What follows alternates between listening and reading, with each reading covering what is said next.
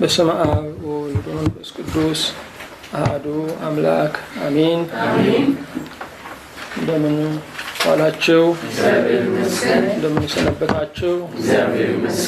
ምሕረቱ ብዙ የሆነ በቸርነቱ የሰበሰበን እግዚአብሔር ስሙ የተመሰገነ ይሁን። በእግዚአብሔር ቸርነት የትምህርታችን ርዕስ ልበ ቅኖች የሚል ነው። መዝሙር 63 ከቁጥር 1 ጀምሮ ያለውን በጸሎት መንፈስ ሆነን እናነባዋለን። ለመዘምራን አለቃ የዳዊት መዝሙር። አቤቱ ወደ አንተ በለመንኩ ጊዜ ጸሎቴን ስማኝ፣ ከጠላትም ፍርሃት ነፍሴን አድን።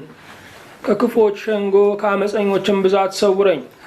እንደ ሰይፍ ምላሳቸውን አሰሉ መራራ ነገርን ለማድረግ፣ ንጹሕንም በስውር ለመንደፍ ቀስትን ገተሩ። ድንገት ይነድፉታል አይፈሩምም። ለእነርሱ ለራሳቸው ክፉ ነገርን አጸኑ። ወጥመድን ይሰውሩ ዘንድ ተማከሩ። ማንስ ያየናል ይላሉ። አመፃን ፈለጓት ሲፈትኑም አለቁ። የሰው የውስጥ ሐሳቡና ልቡ የጠለቀ ነው፣ እግዚአብሔርም ከፍ ከፍ ይላል። የድንገትን ፍላጻ ያቆስላቸዋል፣ አንደበታቸውም ያሰናክላቸዋል። የሚያዩአቸው ሁሉ ይደነግጣሉ። ሰዎች ሁሉ ፈሩ፣ የእግዚአብሔርንም ሥራ ተናገሩ፣ ስራውንም አስተዋሉ። ጻድቅ በእግዚአብሔር ደስ ይለዋል፣ በእርሱም ይታመናል። ልባቸው የቀና ሁሉ እልል ይላሉ። አቤቱ አምላካችን እግዚአብሔር ሆይ እናመሰግንሃለን። ለግዛትህ ዳርቻ ለመንግስትህ ፍጻሜ የሌለህ የእኛ ጌታ ከፍ ከፍ እናደርግሃለን። መሽቶ እስኪነጋ አንተ ለእኛ ቸርነህና ለእኛ ልዩ ከለላ ለእኛ ልዩ ጠባቂ ነህና እናመሰግንሃለን። በቸርነትህ አዘህና ፈቅደህ ፈርደህ ስለሰጠህን ስለዚህ ሰዓት በሰማይ በምድር ክብር ምስጋና ለአንተ ይሁን። አቤቱ ጌታ ሆይ ከነቢዩ ጋር ተስማምተን እኛ ባሪያዎችህ ንጹሕ ልብን እንድትፈጥርልን እንማልድሃለን። የቀናውን መንፈስ በውስጣችን እንድታድስልን ጌታ ሆይ እንለምንሃለን። ከቂምና ከበቀል ከክፉ ሐሳብና ምኞት ሁሉ ደግሞ የነጻች ነፍስ እንድትሰጠን አቤቱ እንጠይቀሃለን። ስለ ቸርነትህ ከሚመጣው ቃልህ የተነሳ ለነፍሳችን መባረክ፣ ለስጋችን መጽናት፣ ለመንፈሳችን መቀደስ ይሁን። በቃልህ አረጋጋን፣ በቃልህ አጽናን፣ በቃልህ ትከለን፣ በቃልህ አስፋን። በአንዱ ልጅህ በኢየሱስ ክርስቶስ በእርሱ ያለ ክብር ጽን ላንተ ይገባሃል። ከእርሱ ጋራ ከመንፈስ ቅዱስም ጋራ ትክክልም ይሆን ዛሬም ዘወትርም ለዘላለሙ አሜን። ርዕሳችን ልበ ቅኖች የሚል ነው። ከሰዎች ጋራ ያለን ግንኙነት መሰረቱ አንደበታችን ነው። ሰዎች ፍቅራችንንም ጥላቻችንንም አሳቢነታችንንም የሚረዱት ከምንናገረው በመነሳት ነው። ስለዚህ ከሰዎች ጋር ባለን ግንኙነት መናገርም ዝም ማለትም አይደለም ጨዋነት። የሚናገሩትን ማወቅና የሚናገሩበትን ስፍራ መለየት ነው ጨዋነት። እጅግም ተናጋሪነት እብደት ነው። እጅግም ዝምታ ድንጋይነት ነው። የሰው ክብሩ ያለው በመናገሩ ወይም ባለመናገሩ አይደለም፣ ምን እንደሚናገርና የት ቦታ እንደሚናገር በመለየቱ ነው። ስለዚህ ከሰዎች ጋር ባለን ግንኙነት አንደበት በጣም ወሳኝ ነው። ለሰዎች ፍቅራችንን ካልገለጥንላቸው ሊያውቁ አይችሉም። ክብራችንን ካልገለጥንላቸው ሊያውቁ አይችሉም። ማጽናናታችንን ካልገለጥንላቸው ሊያውቁ አይችሉም። ስለዚህ ከሰዎች ጋር ባለን ግንኙነት አንደበታችንን ልንጠቀም ይገባናል። ከእግዚአብሔር ጋር ባለን ግንኙነት ግን ልባችን ወሳኝ ነው። ከሰዎች ጋር ባለን ግንኙነት ልባችን ወሳኝ ነው። ከእግዚአብሔር ጋር የምንገናኘው በልባችን መሰረት ነው። ከእግዚአብሔር ጋር የምንገናኘው በልባችን መሰረት ነው። እግዚአብሔር በመነጽር አይታይም። እግዚአብሔር በጠራ የማየት ችሎታም አይታይም።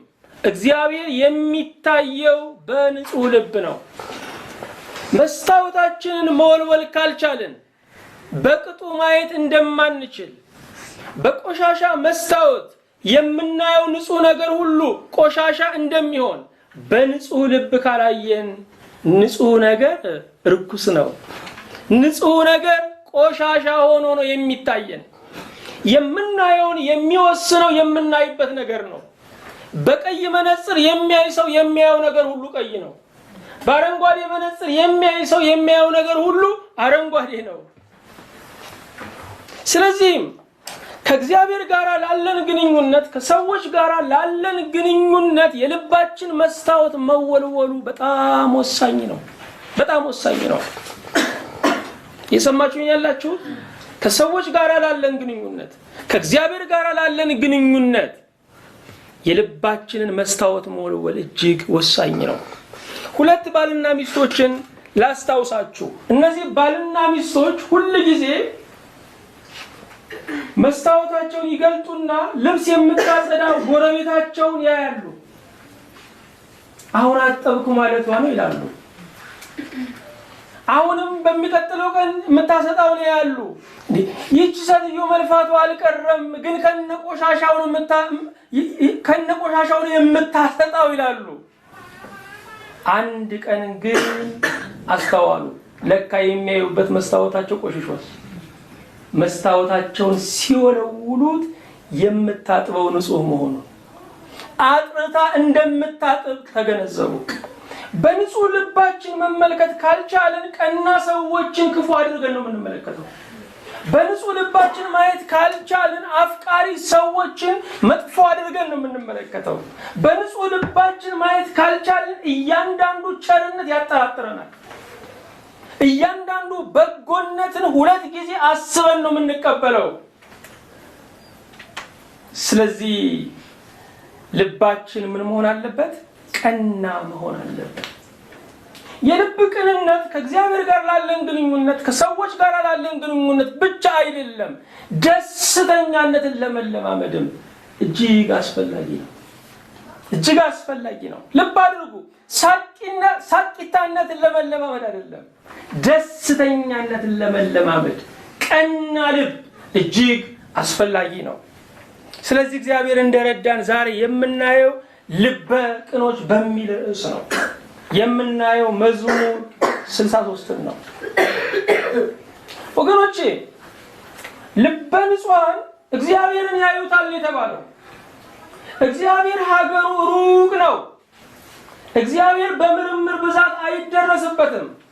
ፈላስፎችና ሊቃውንቶች እግዚአብሔርን በምርምራቸው ብዛት ሊያገኙት አይችሉም። ይህንን አምላክ ግን ልበ ቅኖች ያዩታል። ይህንን አምላክ ልበ ቅኖች ያዩታል። እግዚአብሔርን ማየት ምንድነው ጥቅሙ? ያዕቆብን ታስታውሳላችሁ። እግዚአብሔርን አየሁት ሰውነቴም ድና ቀረች ነው ያለው። ስለዚህ እግዚአብሔርን ማየት ድኖ መቅረት ነው። ግርሻት የሌለበት ፈውስ ነው። እንደገና መታመም የሌለበት ፈውስ ነው። ማቃሰት የሌለበት ምንድነው? ረፍት ነው። ታዲያ እግዚአብሔር በምንድነው የሚታየው? በልብ ቅንነት ነው። በዛሬው ዘመን ዕውቀት አልቸገረንም። በዛሬው ዘመን ገንዘብም አልቸገረ ይሆናል። በዛሬው ዘመን ወገኖቼ ወዳጆችም አልቸገሩ ይሆናል፣ የሚከቡም አልቸገሩ ይሆናል። በዛሬ ዘመን ግን ሰው ራሱ ከድቶታል፣ ቅንነት ጠፍቶታል። ስለዚህ ቅንነትን ማጣት ራስን መክሰር ነው ወገኖቼ። በሕፃንነት ዘመናችን ልባችን ንጹህ ነበረ፣ ልባችን ቀና ነበረ። እያደግን ስንመጣ አንድ ነገር ተወስዶብናል። እሱ ቀና ልብ ነው። እሱ ንጹህ ልብ ነው። ወገኖቼ ማደግ ከፍ ያደርጋል እንጂ ማደግ እንዴት ያሳንሳል? ማደግ ከፍ ያደርጋል እንጂ ማደግ እንዴት ያሳንሳል? ከቅድስና እንዴት ያጎርላል? ከንጹህ ልብ እንዴት ያጎርላል? ከቀና መንፈስ እንዴት ያጎርላል? ለዚህ ነው ጌታችን ኢየሱስ ክርስቶስ ካልተመለሳችሁ እንደ ሕፃናትም ካልሆናችሁ ወደ እግዚአብሔር መንግሥት አትገቡም ማለት። ይህንን ያለው ለእነማን ነው? የክብር ክርክር ለነበረባቸው ነው። የክብር ክርክር ለነበረባቸው ማን ነው ከመካከላችን ትልቅ እያሉ ለሚጨነቁት ለደቀ መዛሙርት ጌታችን ኢየሱስ ክርስቶስ ካልተመለሳችሁ እንደ ሕፃናትም ካልሆናችሁ ወደ እግዚአብሔር መንግሥት አትገቡም ማለት። ስለዚህ በጌታ አነጋገር ትልቅ ማን ነው ስንል ሕፃን ነው። ሕፃን ለምን ትልቅ ሆነ? ትልቅነቱን አያውቀው። ስለዚህም የክብር ክርክር የለበትም። የክብር ጭንቀት የለበትም። ዙፋን ብታዘጋጁለት ሕፃን ልጅ መሬት ላይ ሊቀመጥ ይችላል። ትልቅ የተረጋጋ ነው። ትልቅ ያረፈ ነው። ትልቅ ቁመት የማይለካካ ነው። ትልቅ ለገሌ ተደርጎ ለኔ እንዴት አልተደረገም ብሎ ከሰው ጋር የማይጋጭ ነው። ስለዚህ ትልቅ የሆናችሁ ትልቅነታችሁን ስትረሱት ነው። ክቡር የሆናችሁት የክብር ክርክር ስታቆሙ ነው። የብዙ ሁከቶች መነሻ ነው። የብዙ ትዳሮች ሁከት አንዱ ምንድን ነው ስንል የትልቅነት ጥያቄ ነው። እኔ ነኝ ትልቅ ነው። የብዙ ወዳጆች ጠብ፣ ክርክር የትልቅነት ጥያቄ እኔ ነኝ የምበልጠው ነው። የብዙ አገልግሎቶች ሁከት እኔ ነኝ የምበልጠው ነው። ወገኖቼ እንደምንበልጥ ከተሰማን ከክርስትና ዓለም እየወጣን ያለ ነው። እንደምናንስ ከተሰማን የክርስቶስን ትሕትና እየተላበስን ያለ ነው። ከሁሉ የሚበልጠው ክርስቶስ ከሁሉ በታች ዝቅ ብሏል። ስለዚህ ራሳችንን ክርስቶስ ባለበት በረት፣ ክርስቶስ ባለበት ዝቅታ፣ ክርስቶስ ባለበት መስቀል፣ ክርስቶስ ባለበት መቃብር ዝቅ ካላደረግነው ከእሱ ጋር ህብረት የለንም። ክርስትና ማለት ከክርስቶስ ጋር መወለድ፣ ከክርስቶስ ጋር መሰቀል፣ ከክርስቶስ ጋር መነሳት፣ ከክርስቶስ ጋር ማረግ፣ ከክርስቶስ ጋር መገለጥ ነው። ልበ ቅኖች ወገኖቼ በየቀኑ አንድ ነገር እየከሰርን ያለ ነው። ቀና ልብ። ዘመኑ ለንጹህ ልብ አልመች እያለን ያለ ክፉዎች ጥቂቶች ናቸው፣ ግን ብዙዎችን የመበከል አቅም አግኝተዋል። ክፉዎች በጣም ጥቂቶች ናቸው፣ ነገር ግን በአእምሯችን በጣም ገዝፈው ነው የሚታዩት። በክፉዎች ተጽዕኖ ስር ወድቀናል። ወገኖቼ ደግነታችን ክፉዎችን ደግ ከማድረግ ይልቅ የክፉዎች ክፋት እኛን እያከፋን ያለው። ዕለት ዕለት የክፉዎች ደቀ መዛሙርት እየጨመሩ ነው ያሉት። ስለዚህ ሁሉ ሰው ተጠራጣሪ ነው። ሁሉ ሰው የሚሰማውን ቃል በትኖ ነው የሚሰማው። ዛሬ አማርኛ ቆርጣሚ በዝቷል። ዛሬ ወገኖች ቋንቋ የሚያኝክ ሰው በዝቷል። እያንዳንዱን ነገር ሰንጥቀን ነው የምናየው። ሰዎችን እንደተናገሩት አይደለም የምንሰማቸው፣ እንደምናስበው ነው የምንሰማቸው። ሰው የሚሰማው የሚያስበው እንጂ የተናገረውን አይደለም። አንድ ሰው ሲነግረኝ 20 ዓመት የሞከርኩት ነው አለ። መታጠቢያ ቤት ገብቼ 20 ዓመት ሞክሬዋለሁ አለ። ሰው አለ ብለው ሲያንኳኩ የለም ስላቸው ይገባሉ አለ። አይ ውሸትህን ነው አሉኛ ወዳጆቼ። አንድ ቀን እነሱም ዝም ብዬ ገብቼ ቁጭ አልኳል። ሰው አለ ሲሉ የለም ስላቸው ገቡ። ስለዚህ የሰው ልጅ የሚሰማውን አይደለም የሚሰማው፣ የሚያስበውን ነው የሚሰማው። ዛሬ ከሰዎች ጋር ባለን ግንኙነት ወገኖቼ ቀና ተነጋግረን ተበጣብጠን የምንገባው ለምን ይመስላችኋል? የምንሰማው የሚነገረውን ሳይሆን የምናስበው ነው። እግዚአብሔር ይርዳል። አሜን። ቀና ልብ ማለት ይሄ ነው። ቀና ልብ ማለት የሚነገረውን መስማት ነው እንጂ የምናስበውን መስማት አይደለም። ልበ ቅኖች እልል ይላሉ ነው የሚለው። እልልታ የታላቅ ደስታ መገለጫ ነው። ልበ ቅኖች እልል ይላሉ። የእልልታ ምንጩ ድግስ አይደለም። የእልልታ ምንጩ ዓመት በዓልም አይደለም። የዘወትር እልልታ ምንጩ ልበ ቅንነት። ነብዩ ልበ ቅኖች እልል ይላሉ ለምንድን ነው ያለው? ብዙ ጠማሞች፣ ብዙ ክፎች፣ ብዙ ተንኮለኞች ገጥመውት ነው። ወገኖቼ የክፎች የታሪክ መነሻቸው ዛሬ አይደለም። አመፀኞች ዛሬ በዝተው ይሆናል እንጂ ዛሬ አልጀመሩም። ጥንትም ነበሩ። እግዚአብሔር በዙፋኑ የተቀመጠው ለአመፀኞች የኋሊት ውድቀትን ሊከፍላቸው ነው። እግዚአብሔር በዙፋኑ የተቀመጠው ለአመፀኞች የኋሊት ውድቀት ሊከፍላቸው ነው። እግዚአብሔር በማንም አይፈርድም። እግዚአብሔር በማንም አይበይንም። እግዚአብሔር በማንም ላይ የቅጣት አንቀጽ አይቆርጥም። ክፎች ለደጎች ያዘጋጁትን ያንን ቅጣት ለነሱ ይመልሰዋል። ስለዚህ ሰው የሚቀጣው በራሱ ክፋት ነው። ሰው የሚወድቀው ራሱ በቆፈረው ገደል ውስጥ ነው። ብዙ መኪናዎች ይወድቃሉ፣ የመነሳት እድል አላቸው። ጉድጓድ የሚቆፍሩ መኪናዎች፣ ጉድጓድ የሚቆፍሩ ማሽኖች አይታችሁ ከሆነ ከወደቁ ለመነሳት ዓመታት ይወስዳሉ። ችሎታቸው የመቆፈር ነው፣ ቶሎ የመነሳት ግን እድል የላቸውም። አዎ ወገኖቼ፣ ጉድጓድ የሚቆፍሩ ሰዎች ይወድቃሉ። ሰው የጣለውን እግዚአብሔር ያነሳል። በተንኮሉ የወደቀው ግን ትንሣኤ የለውም። ልበ ቅኖች።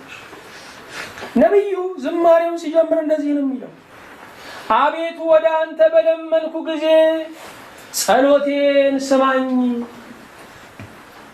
ምን ማለቱ ነው? መሄጃ የለኝም። በስሜቴ ስብራት፣ በአካሌ ድቀት፣ በመንፈሴ ባዶነት ወደ አንተ ነው የምገሰግሰው። ልቤም ሲሸፍትብኝ፣ ጠላትም ሲከበኝ ወደ አንተ ነው የምመጣው። አቤት ወደ አንተ በለመንኩ ጊዜ ጸሎቴ ስማኝ። እግዚአብሔር የሚሰማ አምላክ ነው። እንደሚሰማ እኛ ጋር ማስረጃ አስቀምጧል። የሚሰማ ጆሮ። እኛ ብንመልስም ባንመልስም እንሰማለን። ጆሮን የተከለው እግዚአብሔር ይሰማል። አቤቱ ስማኝ አለ። የሚሰማው ምንድን ነው? ከጠላት ፍርሃት ነፍሴን አድን። ወገኖቼ ፍርሃት ከጉዳቱ በፊት መጎዳት ነው። ፍርሃት የቀብድ ስቃይ ነው። ፍርሃት የሁነት ውጤት አይደለም። ምን ይሆናል የሚል ስጋት ነው። ወዳጃችሁ ታሞ በጣም ተፈራላችሁ። ሲሞት ተፈራላችሁ እንዴ? ትቆርጣላችሁ። ስለዚህ ፍርሃት ምን ይሆናል የሚል የሰው ግምት ነው። ራሳችን ጠያቂ፣ ራሳችን መላሽ የምንሆንበት ህይወት እሱ ፈሪ ያደርገናል። ከጠላት ፍርሃት ነፍሴ አድን። በዚህ ቢመጡብኝ እንዴት ሆናለሁ? እንዲህ ቢያደርጉብኝ ማን ያድነኛል ከሚል ፍርሃት አድነኝ። ወገኖቼ አቅሙ የሚላከው በዕለቱ ነው። ከዕለቱ በፊት ጭንቀቱ አለ፣ አቅሙ የለም። ስለዚህ እንንገዳገዳለን። ከጠላት ፍርሃት ነፍሴን አድን፣ ከአመፀኞችም ብዛት ሰውረኝ። አመፀኞች ብዙ ናቸው፣ ብዙ ናቸው። ብዛታቸው ግን እግዚአብሔርን አያሰጋውም። ብዙ አመፀኞች ሊኖሩ ይችላሉ። እግዚአብሔርን ከብዙ አመፀኞች መሰወር ይችላል። ይሄ ብቻ አይደለም። ከተሳሉ ምላሶች አድነኝ፣ ከተሳሉ ምላሶች አድነኝ። ወጥመድን ከሰበሩም አድነኝ እያለ ይቀጥላል። አቤት ወደ አንተ በለመንኩ ጊዜ ጸሎቴን ስማኝ። ልብ አድርጉ። የሚለምን የለመደ ነው።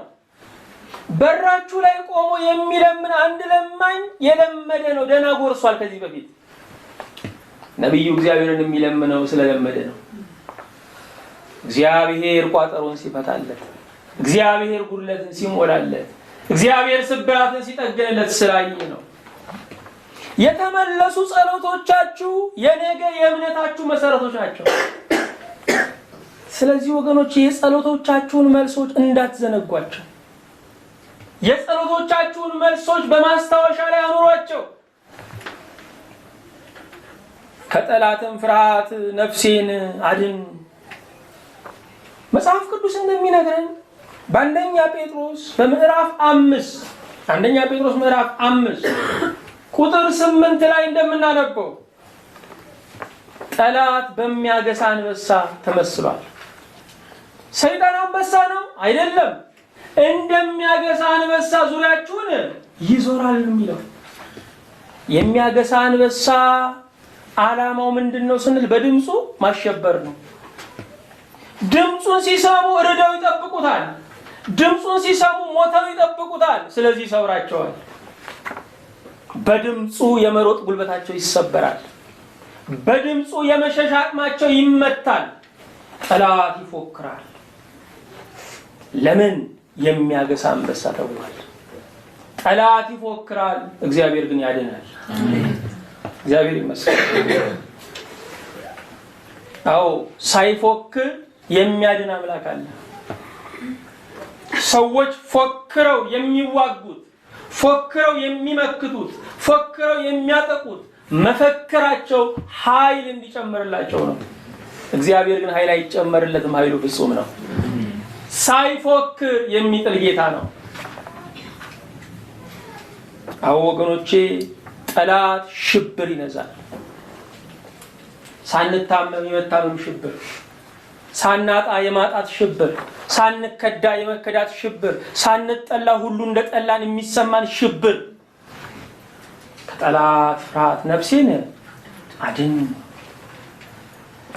ከክፉዎች ሸንጎ ይላል ቁጥር 2 ላይ ከአመፀኞችም ብዛት ሰውረኝ። ከክፉዎች ሸንጎ ጉባኤ ነው። ሸንጎ አጀንዳ የሚያዝበት ነው። ሸንጎ እቅድ የሚወጣበት፣ አፈጻጸም የሚገመገምበት ነው። ሰዎች ክፋትን በሸንጎ ይሰራሉ። እንደዚህ ተደራጅተው ክፋትን የሚሰሩ ሰዎች አሉ። ልብ አድርጉ ወገኖች፣ ሰይጣን በዘመኑ ሁሉ በዚህ ሁሉ ዓመታት ይሮጣል። ለምን ደሞዝ? ለገሃነም ደሞዝ። በክፋት የሚደሰቱ ሰዎች አሉ። ስለዚህ የክፋት ሸንጎን ሲሰሩ ይኖራሉ። እኔ የተከልኩት ነገር አይነቀልም እያሉ በነገራቸው የሚመኩ ሰዎች አሉ። እኔ የቋጠርኩት አይፈታም እያሉ በተንኮላቸው የሚመኩ አሉ። ወገኖቼ ሰይጣን ኃጢአተኛ ነው። ሰው ደግሞ የራሱ የሆነ የኃጢአት መጠን አለው። ሰውን ልዩ የሚያደርገው ሰው ጨርሶ ሊከፋ አይችልም። ይሄ ብቻ አይደለም። ሰው በኃጢአቱ ሊያዝን ይችላል፣ ግን ሊኮራ አይገባው። በኃጢአቱ የሚኮራ በኃጢአቱ የሚመካ እርሱ የሰይጣንን ባህሪ ተላብሷል። ከክፎች ሸንጎ ከአመፀኞችም ብዛት ሰውረኝ። ክፎች ብዙ ናቸው በዘመናት፣ መልካሞች ደግሞ ጥቂቶች ናቸው። በጥፋት ውሃ ዘመን ስንት ሰው ነው የተገኘው? አንድ ነው የተገኘው። ሰዶም ገሞራ ሲቃጠሉ ማን የተገኘው? አንድ ሎጥ ነው የተገኘው። 430 ዘመን በባርነት የሚኖሩ እስራኤልን ነፃ ለማውጣት ስንት ሰው የተገኘው? አንድ ሙሴ የተገኘው። ብዛት አያግዘውም፣ ሌጣነት አይመልሰውም። እግዚአብሔር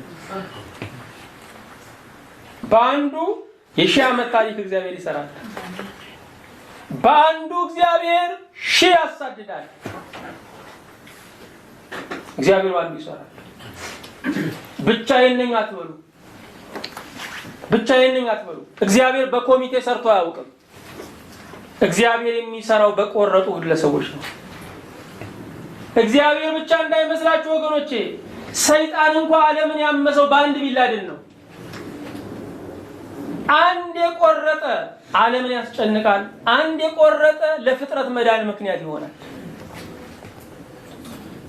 ክፎች ከክፎች ሸንጎ። ለምንድን ነው ክፎች የተባሉት? ክፎች ማለት ምን ማለት ነው? ክፎች ስጋን በጦር ነፍስን በስድብ የሚያቆስሉ በሰው ስቃይ የሚረኩ ናቸው። ክፎች የሰው ደስታ ይረብሻቸዋል። ክፎች የሰው ማግኘት ይረብሻቸዋል። ክፎች የሰው ምቾት ይረብሻቸዋል። ሌሎች በሚቃጠሉበት እሳት እነሱ እየሞቁ ለመኖር የሚፈልጉ ናቸው። ከክፎች ሸንጎ ከአመፀኞችም ብዛት ሰውረኝ። አንዳንድ ጊዜ የሚጠሉን ከጸጉሮቻችን ሊበዙ ይችላሉ፣ ከጸጉር ቁጥራችን ሊበዙ ይችላሉ። የሚወደን ግን ከሁሉ በላይ የሆነው እግዚአብሔር ነው። አመፀኞች ይላል። አመፀኞች ለምን ተባሉ? በእግዚአብሔር ላይ በዓላማ አንገዛም ብለው የዘመቱ ስለሆነ ነው። አመፅ የሚለው ቃል በግዕዙ አብዮት ነው የሚባለው። አበየ እምቢ አለ፣ አልገዛም ማለት ለእግዚአብሔርና ለቃሉ አልገዛም የሚሉ እነሱ ምኖች ናቸው? አመፀኞች ናቸው። አመፀኞች ናቸው። ስለዚህ ክፋትን መምረጥ፣ ምስኪኖችን ማጥቃት በእግዚአብሔርና በመንግስቱ ላይ በአብዮት አመፅ መነሳት ነው። ወገኖቼ እግዚአብሔር እንደሌለ ሆነው ክፋት እግዚአብሔር እንደሌለ አድርገው ክፋት የሚሰሩ ብዙ ሰዎች አሉ። እንደውም እነኚህ ሙስሊሞቹ ምን ይላሉ? አላህም አውቆ ሰማይን አርቆ ይላሉ። ቅርብ ቢሆን ሰው እሱን የማይለቀው ነው ነገሩ። አላህም አውቆ ሰማይን አርቆ ይላሉ። እግዚአብሔር ግን ዘግይቶ ይነሳል፣ ግን ለሁሉ ይከፍላል። እግዚአብሔር ይመስገን። እንደ ሰይፍ ምላሳቸውን አሰሉ፣ መራራ ነገርን ለማድረግ ንጹሕንም በስውር ለመንደፍ ቀስን ገተሩ። በዚህ ክፍል ላይ አንደበት በስል ጦር ነው የተመሰለው። ስል ጦር ወገኖች አጋጅ የለውም፣ ዝም ብሎ እየሰነጠቀ ነው የሚገባው። ክፉዎች አንደበታቸው የተሳለ ነው። ሁሉን ያሸንፋል፣ ሁሉን ይቆርጣል፣ ሁሉን ይጎዘጉዝላቸዋል። አንዳንድ ጊዜ ደጎች ዲዳዎች ናቸው። አንዳንድ ጊዜ መልካም ሰዎች ቁጦዎች ናቸው። ዓለሙ የሚፈርደው ከንግግር ስለሆነ ዓለሙ የሚፈርደው ከንግግር ስለሆነ መልካሞች የተጠቁ ይመስላሉ፣ ክፉዎች የተሳካላቸው ይመስላሉ። የተገተረ ቀስት ነው ይላል አንደበታቸው። ርቀት ያለውን ይጥሉታል። እንደውም በሀገራችን አንደበት ያለው ሰው በጣም ተመራጭ ነው። ማን ያግባሽ ብትባል አንደበት ያለው ብላለች። አፍ ያለው ያግባኝ ብላለች። አፍ ያለው ሰው በጣም ተወዳጅ ነው። ዛሬ የፖለቲካን ስልጣን ለመጨበጥ ትልቁ አቅም አንደበት ነው። የመናገር ችሎታ ነው። ንጹሕንም በስውር ለመንደፍ ቀስትን ገተሩ ይላል። ስለዚህ ይህንን ሽንገላ የተሞላ አንደበት፣ ጥበብ የተሞላ አንደበትን የሚጠቀሙት እነኚህ ሰዎች ክፉን በስውር ምን ለማድረግ ነው? ለመንደፍ ነው። አዎ ወገኖቼ፣ ብዙ ንጹሃን ሰዎች የአንደበት ቁስለኞች ናቸው። በአንደበት ተጎድተዋል፣ በአንደበት ቆስለዋል።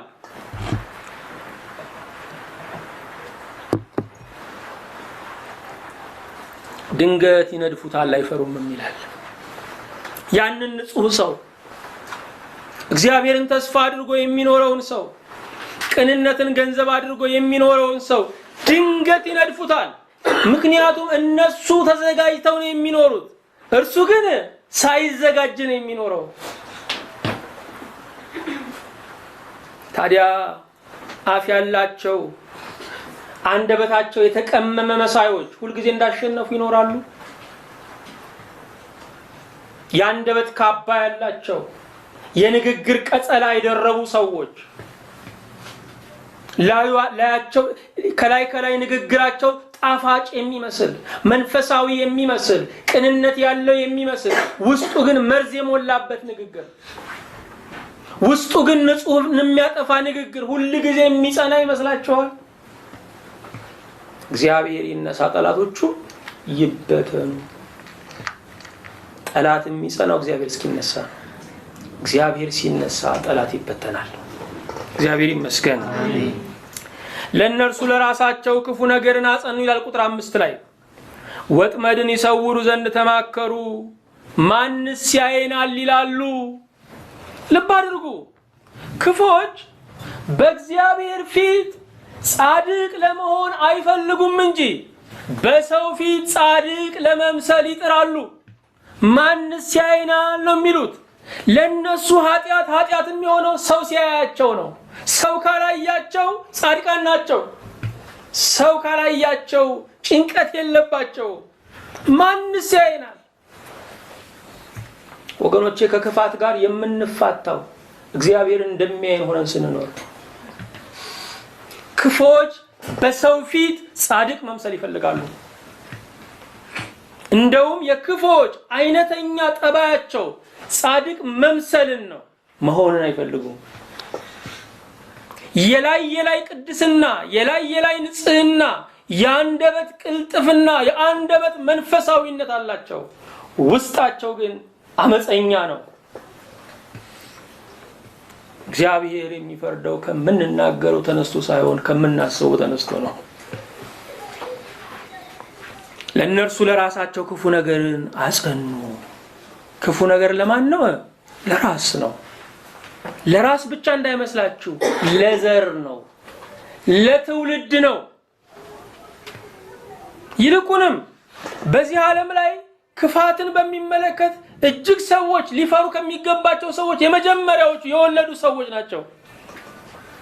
ለምን ስንል ክፋት ለልጅም ነው፣ ለትውልድም ነው። ያስቀመጥንላቸውን ሀብት ልጆቻችን እንደሚጠቀሙ ያስቀመጥንላቸውን ክፋት ይጠቀማሉ። የሚወረሰው ሁሉም ነው። ወጥመድን ይሰውሩ ዘንድ ተማከሩ። በስውር ወጥመድ እናስቀምጣሉ፣ ምክር አደረጉ። ወጥመዶች ብዙ ናቸው። አንደኛው የወጥመድ ባህሪ አለመታየት ነው። በማይታይ ወጥመድ መያዝ ነው። ሁለተኛው የሚያባብል ነው። አንዲት ነገርን ለመያዝ ስንፈልግ የምትወደውን ምግብ ነው የምናስቀምጥላት። ወጥመድ ሰውየው ተስቦ የሚገባበት የሞት ጉድጓድ ነው።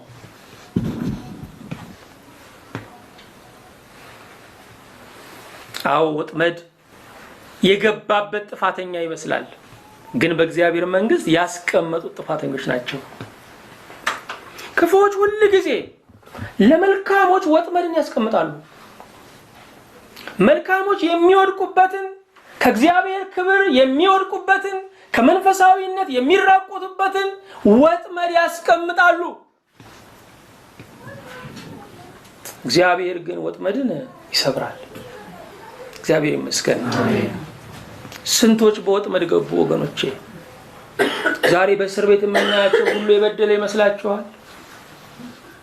በብዙ ወጥመድ የገቡ ሰዎች አሉ። በብዙ ወጥመድ የገቡ ሰዎች አሉ። ወጥመድን ያስቀመጠው እንጂ የሚገባበት አያውቀው። ነገር ግን ክፉዎች ለመልካሞች ወጥመድን ሲያስቀምጡ የማይመለከታቸው አይመለከተንም ሊሉ አይገባቸው፣ ሊቃወሙ ይገባቸዋል። ለምን? በአንድ ሰው የጀመረ ክፋት አገርን ሳይነካ አይመለስም። አንድ ሰው አንድ አይደለም። አንድ ሰው ሲጠቃ ዝም ስንል ሺዎችን ማጥቃት ይጀምራሉ። ከዚያ በኋላ አገር መበከል ይጀምራሉ። ባልና ሚስት ናቸው። ቁጭ ብለው ይነጋገራሉ። ኧረ እንደው የበሰለውን ጥሬውንም እንደው አይጥ እየበላብኝ ተቸገርኩኝ። እንዴ ኧረ ምን ችግር አለ? ወጥመድ እናጠምዳለን አለ። ለካ አይጧ ተሰማ ኖሯል። ወጥመዱ ተጠመደ። በዚህ ጊዜ አይጥ ሄደችና ዶሮን ተጠንቀቁ፣ ከባድ ነገር መጥቶብናል፣ እንምከር። ወጥመድ መጥቶብናል፣ እንነጋገር። ምንድነው የምትዩ? ወጥመድ ተጠምዷል እዚህ ቤት። ዶሮ መጣች፣ አየችው። አይ ይሄማ እኔን አያሰጋም አንቺን ነው የሚያሰጋው ብላ ጥሬ መልቀም ጀመረች። እንደገና ቀጠለች። ደግሞ ወደ በግ ሄደች። ወጥመድ ተጠምዷል እዚህ ቤት፣ እንምከር፣ እንነጋገር። መጣና አየ። በግ ሳቀ። ይሄማ እኔን የሚያሰጋኝ አይደለም ብሎ ሳር ወደ መጋጥ ተመለሰ። አሁንም ዝም ማለት አቃታት። ወደ በሬ ደግሞ ሄደች። ወጥመድ ተጠምዷል፣ ምን እናድርግ? እስቲ ልየው። ሲያየው በሬ በጣም እንደሚስቅ መቼም ትገምታላችሁ። ምክንያቱም ያ ወጥመድ እሱን ሊያጠቃው የማይችል ነው። አንቺን እንጂ እኔን አይመለከተኝም ብሎ ገለባውን መቃም ጀመረ። አንድ ቀን ወጥመዱ ጮኸ። አንድ እባብ ልክ ሲገባ በወጥመዱ ተያዘ። እሰይ ተያዘችልኝ ብላ ባለቤቷ ስትመጣ እባቡ ነደፋት። ይባላል ይጮሃል፣ እባብ ነደፋት። ሐኪም ቤት ሄደች። አይ ሐኪሙ ከመድኃኒቴ ጋራ ከሕክምናዬ ጋራ የዶሮ ሾርባ ወሳኝ ነው ብሎ መከረ። ያቺ ዶሮ ታረደች፣ ሾርባ ሆና መጣች። ከሐኪም ቤት ትንሽ አገገመች። ወደ ቤት ስትመጣ ለዚህማ መድኃኒቱ አሉ ሰዎች አማከሩ። የበግ ቅቅል ጥሩ ነው አሉ። በጉ ታረደ፣ ቀረበ፣ ተበላ። ህመሙ እየጸና መጣ። ሴትዮዋ ሞተች። ሚስቴ ከሞተችማ ምን ሀብት አለኝ ብሎ በሬው ለ40 ታረደ። ይሄን ሁሉ የምታይ ምን አለች? ወይ ጉድ አለች ይባላል። ልብ አድርጉ። ትንሹ ወጥመድ ለአንዷ የተጠመደው ስንቱን አካለለው። አዎ አንድ ሰው አንድ አይደለም ወገኖቼ፣ አንድ አይደለም። አጠገባችሁ ሰው ሲጠቃ ለምን በሉ፣ ለምን በሉ። እዛ ጋር ይደፈረ እናንተ ጋር ይደፍራል። ዳር ሲነካ መሃል ዳር ይሆናል። ዳር ሲነካ መሃል ዳር ይሆናል። ለምን ማለት አለብን ወገኖቼ። ስለዛ ሰው መጎዳት የምንከራከረው ስለ ነገ ጉዳታችን ነው። ዛሬ አይቶ የሚያልፍ ነው። ምን አገባኝ የሚል ነው። እኔን አይንኩኝ የሚል ነው።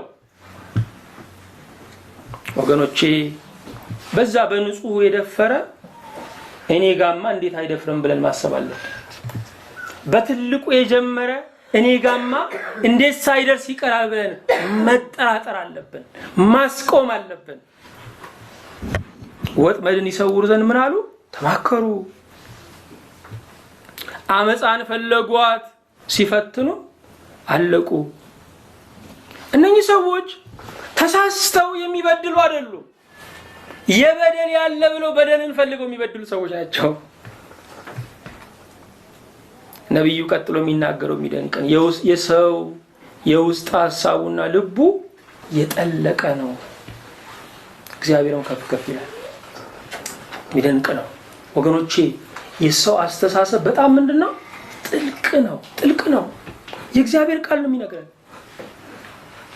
አቀዋለሁ ደርሼበታለሁ ማለት በጣም ከባድ ነው። የሀገራችን ሰው የሚለው ነገር አለ፣ የወፍ ወንዱ የሰው ልቡ አይታወቅም ይላል። የሰው ልብ በጣም ጥልቅ ነው። በቀረባችሁት ቁጥር በጣም እየጠለቀ ነው የሚሄደው። ይሄንን ባሰብን ጊዜ ፍርሃት ይሰማናል። ግን ነብዩ ምን አለ? እግዚአብሔር ከፍ ከፍ ይላል። ያ ጥልቅ ሐሳብ ያ ጥልቅ ልብ አይደለም ከፍ ከፍ የሚለው እግዚአብሔር ነው በመጨረሻ የሚገን ነው። እግዚአብሔር ይመስገን። የሰው የውስጥ ሐሳቡና ልቡ የጠለቀ ነው፣ እግዚአብሔርም ከፍ ከፍ ይላል። የድንገትም ፍላጻ ያቆስላቸዋል። እነዚህን ክፉዎችን፣ እነዚህን አመፀኞች፣ እነዚህ ወጥመድ ሰዋሪዎችን እግዚአብሔር በድንገት ፍላጻ ያስደነግጣቸዋል። አንደበታቸውም ያሰናክላቸዋል። ያ ሁሉን እንደ እንግጫ ዝቅ ዝቅ ያደረገላቸው እነሱ ትክክል ናቸው ያስባለላቸው የአንደበት መልሶ ምን ይላቸዋል? ያሰናክላቸዋል። አዎ በአንደበቱ የገነነ በአንደበቱ ይወድቃል። ምክንያቱም ሰው በወጣበት መሰላል ነው የሚወርደው። መሰላሉ ለመውጫ ብቻ አይደለም ለመውረድም ነው። የሚያዋቸው ሁሉ ይደነግጣሉ።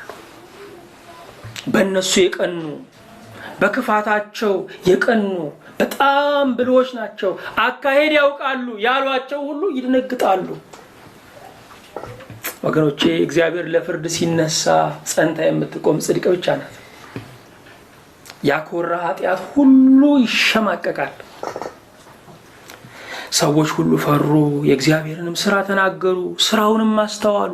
ምንድነው ስራው? በቀሉ፣ ፍርዱ፣ አመታት ማወቁ እግዚአብሔር። ጻድቃን በእግዚአብሔር ጻድቅ በእግዚአብሔር ደስ ይለዋል፣ በእርሱም ይታመናል። ያ እውነተኛው ሰው በማን ደስ ይለዋል? በእግዚአብሔር ደስ ይለዋል። እንደገና እምነቱ በእግዚአብሔር ይጨምራል። እግዚአብሔር አያስነካኝም፣ እግዚአብሔር አይጥለኝም፣ እግዚአብሔር ለክፎች ምክር አሳልፎ አይሰጠኝም ብሎ እንደገና ይታመናል። ኩራት ኩራት አይልሽም ወይ የሚባል ነበር አይደል?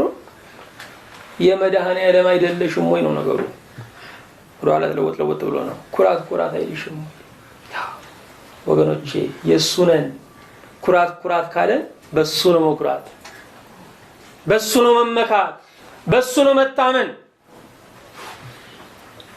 የማናየውን የሚያይልን፣ እማንሰማውን የሚሰማልን፣ ከተሰወረ ወጥመድ የሚያድነን እሱ ነው፣ እግዚአብሔር ነው ወገኖቼ። እኛ በጣም ብልህ የምንሆነው ጽድቅ ላይ ነው እኮ። ወጥመድን በሚመለከት ምንም ብልሃት የለንም። አይናችንን ጨፍነን የምንገባው በሬ ካራጁ ይውላል እንደሚባለው ምንም አይን የለንም። ግን እግዚአብሔር አይቶ ብዙ ዘመን አሻግሮናል። ልባቸውም የቀና ሁሉ እልል ይላሉ። እግዚአብሔር ሲፈርድ፣ እግዚአብሔር ለበቀል ሲነሳ፣ እግዚአብሔር ለክፎች ክፋትን ሲከፍላቸው ልበቀናዎች ምን ይላሉ? እልል ይላሉ። ምናልባት በቅንነታችን ተጸጽተን ይሆን? ምናልባት ልቤ ንጹህ በመሆኑ ተጠቅቻለሁ ብለን ይሆን? የመጨረሻ እልልታ ግን አለው። እግዚአብሔር ለንጹህ ልብ መጨረሻ እልልታ ይከፍላታል። እግዚአብሔር ይመስገን። ህይወት ባሁኑ አይለካም። ህይወት በመጨረሻው ነው የሚለካው። ልበቅኖች እነማን ናቸው? ጠባያቸው ምንድን ነው ወገኖቼ? ልበቅኖች ሁሉን ያለ ምክንያት ይወዳሉ። ስለሚደረግላቸው ይሄን አገኛለሁ ብለው አይደለም፣ ያለ ምክንያት ሰውን ሁሉ ይወዳሉ። ልበቅኖች የመጥላት አማራጭ የላቸው። ሁሉ ጊዜ ሌላውን መውደድ ብቻ ምርጫቸው ይሆናል። የዓለም ፍቅር የምታውቁት ነው፣ ከንካ ጋር ነው። የዓለም ፍቅር ብድር መመላለስ ነው። የቅኖች ፍቅር ግን ምክንያት የለውም። ይሄ ብቻ አይደለም፣ ለማንም ክፉ ሐሳብ የላቸው። ለማንም ሰውን የሚጠብቀው እምነቱ እንጂ ወገኖቼ ክፋቱ አይደለም። ክፋቱ አይደለም። ክፋት ቢያሳድግ ኖሮ ሰይጣንን መልአክ ያደረገው ነበር። ክፋት ግን መልአክን ነው ሰይጣን ያደረገው። ክፋት እድገት የለውም። የበለጠ ክፉ መሆን ነው እድገቱ። ልበቅኖች አክመው ይሰማሉ፣ ጠግነው ይሰማሉ። የተሰባበሩ ቃሎችን ጠግነው ይሰማሉ። የተጓደሉ ሰዋሰዎችን አሟልተው ያደምጣሉ። የወዳጅነታችን ልኩ ያለው በሙሉነት ተናግረን ስንግባባ ሳይሆን ሳንነጋገርም ስንግባባ ነው።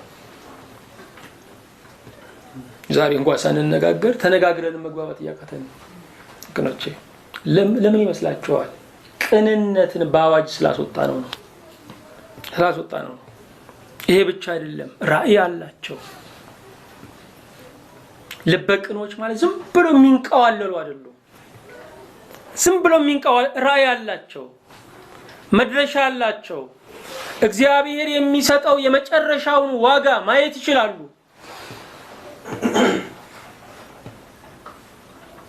ለማንም ስጋት አይደሉም። ለማንም ስጋት አይደሉም። ሰዎች እነሱን ባሰቡ ጊዜ ሰላም ነው የሚሰማቸው። ቅኖች ለብዙዎች የልብ ሰላም ምክንያት ናቸው። ወገኖቼ የሌሎች ስጋት ከመሆን እግዚአብሔር ያድነን። ሰዎች እኛን ባሰቡ ቁጥር ማረፍ ያለባቸው እንጂ መታወክ የለባቸውም። የሚናገሩትና የሚያስቡት አንድ ነው። ቅኖች ንግግርን የሚጠቀሙት የሚያስቡትን ለመሸፈን አይደለም፣ የሚያስቡትን ለመግለጥ ነው። ቅኖች ያሰቡትን ሁሉ አይናገሩም፣ አጥልለው ነው የሚናገሩት። ይህ ብቻ አይደለም፣ እውነተኞች ናቸው፣ ቀጥተኞች ናቸው፣ መንታ መንገድ የላቸውም። ውጤቱ ምንድነው? ልባቸው የቀና ሁሉ እልል ይላሉ። ስለዚህ እውነተኛ ደስታን የምናገኘው በልብ ቅንነት ነው። እግዚአብሔር ይመስገን። ከስል አንደበት ይልቅ ቀና ልብ እሱ የተሻለ ነው። ሌሎችን ከሚማርክ አፍ ይልቅ ንጹህ ልብ እሱ እግዚአብሔርን የማየት ብቃት ነው። አዎ እግዚአብሔር ለልበ ቅኖች በመጨረሻ እልልታን ይከፍላቸዋል። ምስጋና ለእግዚአብሔር ይሁን። አሜን። አምላካችን ንጉሳችን ሰሪያችን እግዚአብሔር ሆይ እናመሰግንሃለን። አሜን። አቤቱ የጎደለን የቸገረን ንጹህ ልብ ነው። ንጹህ ልብ ፍጠርልን። አሜን። ሻከረውን ልባችንን በደም አጽዳልን። አሜን። ጌታዊ ልባችንን ሰፊ አድርግልን። አሜን። ልበ ሰፊ ነገር አላፊ አድርገን። አሜን። እግዚአብሔር ሆይ ቅኖች ሰዎች ካንተ ብቻ የምንጠብቅና በአንተ የምንታመን ቀና ሰዎች እንድታደርገን እንማልድሃለን። አሜን። እግዚአብሔር የዘላለም አምላክ ሆይ ልባችንን የሚያቆሽሽ ምንም ነገር ወደ ሕይወታችን እንዳይገባ ወደ ነፍሳችን እንዳይገባ በደም ጋሻ እንድትከልለን እንጸልያለን። አሜን። ለሕዝቡ ሁሉ ለሚወጣው ለሚገባ ሁሉ ለታላላቁ ለታናሹ ለሚመሩት ለሚመሩት ሁሉ ደግሞ ቀና መንፈስን ንጹህ ልብን አጎናጽፍልን። አሜን። ስለሰማህን ከኛም ጋር ስላለህ እናመሰግንሃለን። አሜን። በአንድ ልጅ በኢየሱስ ክርስቶስ በእርሱ ያለ ክብር ጽላንተ ይገባሃል። አሜን። ከእርሱ ጋራ ከመንፈስ ቅዱስም ጋራ ትክክል የሚሆን ዛሬም ዘወትርም ለዘላለሙ አሜን።